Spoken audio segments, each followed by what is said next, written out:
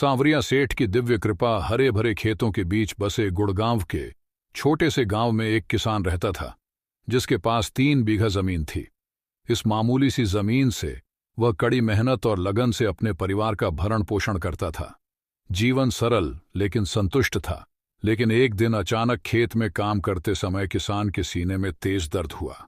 उसका बेटा जो पास में ही था उसे अस्पताल ले गया, लेकिन उसे दुखद खबर मिली, किसान को दिल का दौरा पड़ा है।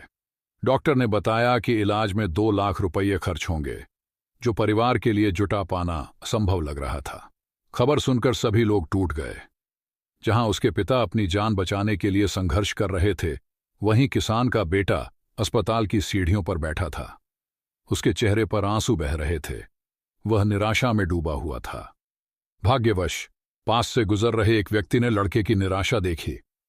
यह व्यक्ति सीमा पार अफीम की तस्करी में शामिल था और संयोग से उस दिन उसे ड्राइवर की जरूरत थी। लड़के की परेशानी देखकर वह उसके पास गया और पूछा कि वह क्यों रो रहा है। परिवार की दुर्दशा सुनने के बाद उस व्यक्ति ने एक आकर्षक लेकिन खतरनाक प्रस्ताव रखा। मैं तुम्हें 2 लाख रुपये दे सकता हूं, उस व्यक्ति ने कहा, लेकिन तुम्हें अफीम से भरा ट्रक सीमा पार ले जाना होगा। लड़का असमंजस में था। उसे पता था कि इसमें जोखिम है।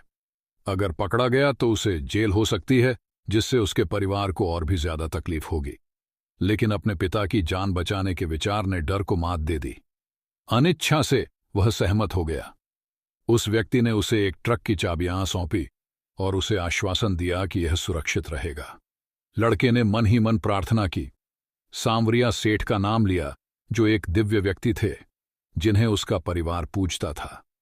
जैसे ही वह सीमा की ओर बढ़ा, उसे डर ने जकड़ लिया। जल्द ही पुलिसकर्मियों के एक समूह ने जांच के लिए ट्रक को रोक लिया।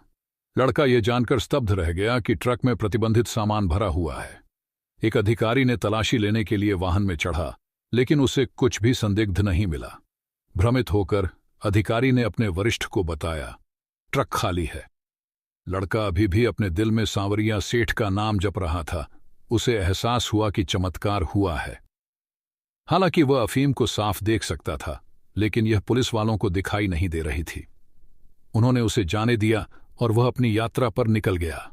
सफलतापूर्वक सीमा पार करने के बाद लड़के ने सामान पहुंचाया, वादा किए गए 2 लाख रुपए प्राप्त किए और अस्पताल वापस पहुंचा। पैसे से डॉक्टर ने उसके पिता का इलाज शुरू किया, जिससे उसकी जान बच गई। जब परिवार ने पूछा कि उसने इतनी बड़ी रकम कैसे जुटाई, तो लड़के ने पूरी कहानी बताई और चमत्कार का श्रेय सांवरिया सेठ की दैवीय कृपा को दिया।